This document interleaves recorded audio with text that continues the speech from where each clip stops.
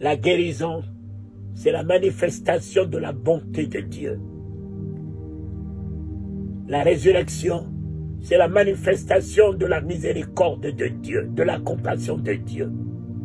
Et quand il voyait les malades, l'esprit de compassion qui était en lui se mettait à l'œuvre. Mais cela ne faisait pas partie de ces 2 feuilles de route. Donc, même s'il n'y a pas la guérison dans ce que tu fais, crois.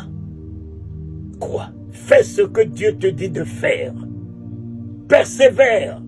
Si tu ne vois pas les miracles, persévère. Persévère.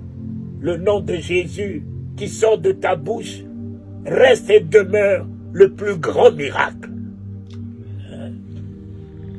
Le plus grand miracle.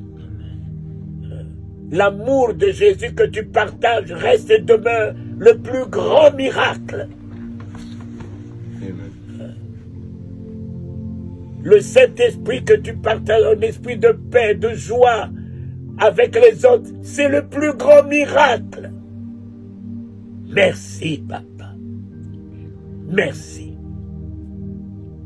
Mon fils, c'est ici. C'est ici. Tout est là.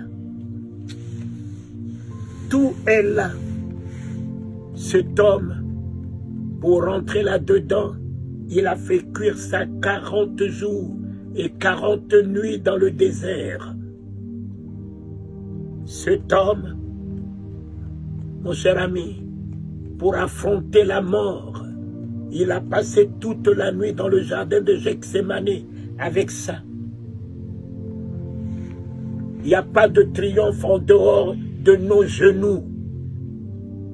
Il n'y a pas de triomphe en dehors de tes genoux, mon fils. Il n'y a pas de triomphe de victoire dans ce monde en dehors de tes genoux. Un chrétien, un enfant de Dieu qui est à genoux, ébranle l'enfer. Les démons ne peuvent rien sur lui. Sur lui. Pierre a raté Gethsémane.